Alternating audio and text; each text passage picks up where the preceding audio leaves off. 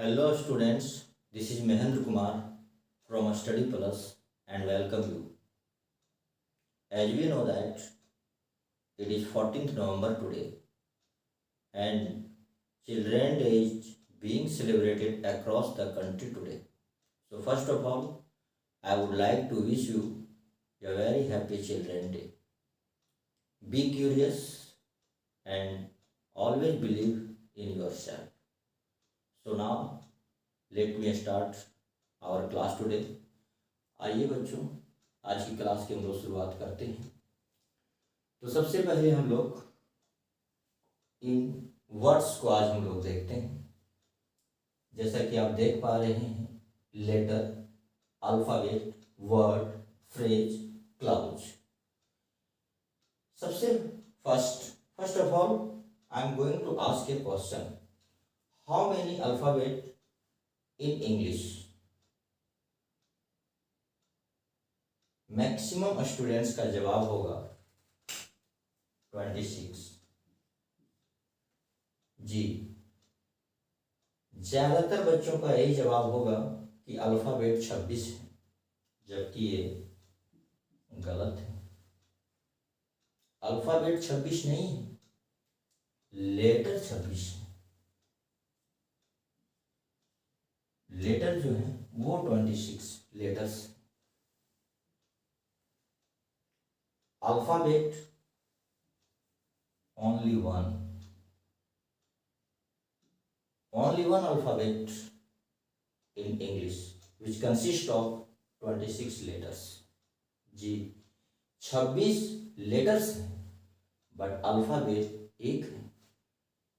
इन letters से मिलकर ही alphabet बना है। 26 लेटर का ग्रुप जो है उससे मिलकर के अल्फाबेट बना है। यहाँ पे कुछ डेफिनेशन भी मैं लिखा हूँ जो बहुत ही आसान है। आप इसे जब पढ़ेंगे तो आसानी से समझ में आ जाएगी आपको। लेटर का डेफिनेशन है, letter is a unit of language. ये तो क्लियर है। Alphabet is a group of letters. Letters का जो ग्रुप है वो हमारा alphabet. For example A B C D and so on Z तक, ये सभी हमारे लेटर्स हैं, लेकिन अल्फाबेट हमारे एक है। ये ग्रुप है हमारा। ये सब मिलकर के अल्फाबेट बनता है। तो अल्फाबेट हमारा एक होगा और इंडिविजुअल यदि मैं बात करूं तो ये सभी लेटर्स हैं। तो देखा जाए तो लेटर्स हमारे 26 हैं और अल्फाबेट एक, न कि अल्फाबेट 26। चलिए अब हम लोग लेटर को हम लोग जैसा कि जानते हैं, हम सभी बचपन से ही पढ़े हैं, इसके दो भागों में डिवाइड किया गया है। एक है वॉवेल और दूसरा है कॉन्सोनेंट। वॉवेल और consonant, out of 26 5 letters are vowel and 26 letters are consonant. Yes, इस 26 में से 5 वॉवेल्स हैं और 21 कॉन्सोनेंट है। और आउट ऑफ 21, ध्यान देने की बात है बच्चों, 2 सेमी वॉवेल्स भी हैं। सेमी वॉवेल्स कौन कौन है जरा जान लीजिए। Y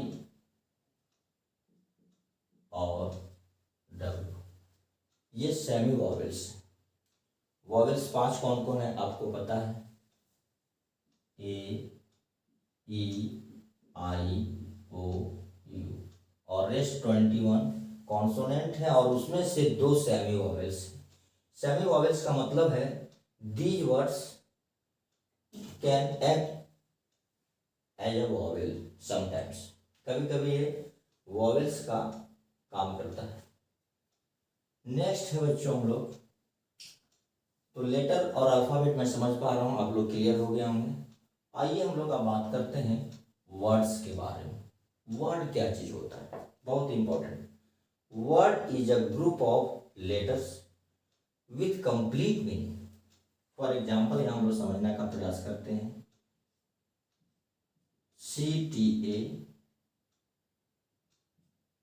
TAC, CAT, group of letter तो ये है, लेकिन ये कंप्लीट मीनिंग नहीं देता। ये आपका कंप्लीट मीनिंग दे रहा है। तो एक ऐसा ग्रुप ऑफ लेटर जो मीनिंग दे, उसी को हम वर्ड कहेंगे। तो ये हमारा वर्ड हो गया। लेटर का ग्रुप देखिए, CAT, यहाँ पे 3 ठो लेटर है, CAT, और ये तीनों लेटर मिलकर के एक वर्ड बना, और एक मीनिंगफुल वर्ड। ये भी हमारा ग्रुप ऑफ लेटर है, बट ये मीनिंगफुल नहीं। आइए हम लोग अब आगे बढ़ते हैं। फ्रेज। फ्रेज क्या होता है? ये अक्सर हम लोगों को मुश्किल में डाल देता है, फ्रेज और क्लॉज। आज हम लोग इसको समझने का प्रयास करते हैं। ध्यान से आप लोग देखिएगा। Phrase is a group of words which in complete meaning. Phrase एक ग्रुप ऑफ वर्ड्स है, लेकिन ये कंप्लीट मीनिंग नहीं देता है। एग्जाम्पल के लिए यहां पर आप लोग देखें, इन द रूम। अभी मैं सेंटेंस में भी समझाऊंगा। ऑन द टेबल, ये सभी फ्रेज है। तो इन द रूम को कंप्लीट मीनिंग तो है नहीं, ऑन द टेबल ये भी कंप्लीट मीनिंग नहीं है। ग्रुप ऑफ वर्ड्स है, 3 वर्ड्स यहाँ पे आप देख सकते हैं, यहाँ भी 3 वर्ड्स का ग्रुप है, लेकिन ये कंप्लीट मीनिंग नहीं दे रहा, इसलिए फ्रेज है। ये दोनों फ्रेज है। क्लॉज क्या है बच्चे? Clause is a group of words with its on subject and verb. Clause एक ग्रुप ऑफ वर्ड्स है जिसका अपना सब्जेक्ट और वर्ब है। देखिए, इसको समझने का प्रयास कीजिए, एग्जाम्पल से समझिएगा। He comes, I will help him। यदि वो आएगा, मैं उसकी मदद करूंगा। यहां पर देखने की बात क्या है समझिए। क्लाउज का एग्जाम्पल में लिखा हूं, सब्जेक्ट और वर्ब। देखिए, 2 क्लाउज यहां पर है, एक सब्जेक्ट एक वर्ब। एक क्लाउज ये हो गया आपका। दूसरे क्लाउज में देखेंगे, यहाँ भी सब्जेक्ट है और ये आपका वर्ब हो गया। तो सब्जेक्ट और वर्ब का कॉम्बिनेशन मिलकर के क्लाउज बनता है। तो इस और पूरा यदि हम कहेंगे तो एक सेंटेंस है। Sentence starts with A capital letters and with and with a full stop. Sentence की शुरुआत कैपिटल लेटर से होती है और लास्ट फुल स्टॉप से। तो सेंटेंस हमारा कई क्लॉज से मिलकर के बनता है। तो यहाँ हम समझ पाएंगे आसानी से कि if he comes I will help him. यहाँ पे हमारा 2 क्लॉज है, एक क्लॉज ये हो गया इफ ही कम्स, और दूसरा है आई विल हेल्प हिम। समझने की बात यहाँ पर क्या है, क्लॉज भी हम देखेंगे आगे जाकर के, फर्दर हम स्टडी करेंगे। क्लॉज के कई प्रकार होते हैं, लेकिन बेसिकली हम देखेंगे इसके डिपेंडेंट क्लॉज और इनडिपेंडेंट क्लॉज। ये आपका डिपेंडेंट क्लॉज देख लीजिए, और डिपेंडेंट क्लॉज कभी भी मीनिंगफुल सेंस नहीं देता है। इनडिपेंडेंट क्लॉज आपका मीनिंगफुल सेंस देता है। तो मीनिंगफुल सेंस आपका क्लॉज दे भी सकता है, नहीं भी दे सकता है, लेकिन फ्रेज तो कभी भी मीनिंगफुल सेंस आपको नहीं देगा। आप देख सकते हैं इन द रूम में, इसका क्या मतलब है, कोई कंप्लीट मीनिंग नहीं दे रहा है। ऑन द टेबल, टेबल पर, तो ये कंप्लीट मीनिंग नहीं है, लेकिन क्लॉज में आपका कंप्लीट मीनिंग देता है। इनडिपेंडेंट क्लॉज जो है वो आपका कंप्लीट मीनिंग देगा, और डिपेंडेंट क्लॉज जैसे इफ ही कम्स, यदि वह आता है, ये तो कंप्लीट मीनिंग दे नहीं रहा है। जब तक हम पूरा दूसरा क्लॉज नहीं रीड करेंगे, कंप्लीट सेंस देता ही नहीं। तो इस प्रकार से हम देखें अभी letter, alphabet, word, phrase, clause, और आगे हम लोग कुछ एग्जांपल्स लेते हैं। फ्रेज और क्लाउज को, वहाँ पे हम लोग आइडेंटिफिकेशन करते हैं। उसके बाद हम लोगों को बिल्कुल क्लियर हो जाएगा फ्रेज और क्लाउज में। आइए हम लोग ये 4 सेंटेंस यहाँ पे हम लिए हुए हैं, इसके माध्यम से हम लोग फ्रेज और क्लाउज का आइडेंटिफिकेशन करते हैं। बहुत आसानी से आपको समझ में आ जाएगा। His brother helped me, but I couldn't score good marks in the exam. आप देख पा रहे हैं आपका यहाँ पे एक सब्जेक्ट है, एक वर्ब। जहां पे सब्जेक्ट वर्ब का कॉम्बिनेशन हुआ वो क्लॉज हो गया। इसका मतलब है ये आपका क्लॉज है। क्लियर है? But I couldn't score good marks, subject है और ये आपका हो गया वर्ब। यहां भी आपका क्लॉज है, लेकिन आपका ये in the good marks in the examination, ये आपका फ्रेज हो गया। ठीक है? बट आपका कंजंक्शन है जो दो क्लॉज को जोड़ रहा है यहाँ पर। बट आपका प्रीपोजिशन का भी काम करता है। आगे हम लोग प्रीपोजिशन की क्लास होगी, उसमें समझने का प्रयास करेंगे। The book is lying on the table, on the table, ये आपका फ्रेज हो गया। फ्रेज क्यों हुआ? क्योंकि इसमें ना वर्ब है और ना ही सब्जेक्ट है। The book is lying, subject verb, ये आपका क्लॉज हो गया। तो ये आपका क्लॉज और ऑन द टेबल आपका फ्रेज, क्योंकि यहाँ पर ना तो सब्जेक्ट है और ना ही वर्ब, और वर्ब और सब्जेक्ट का कॉम्बिनेशन नहीं है, इसका मतलब ये phrase. I saw him, subject verb, ये आपका क्लॉज हो गया।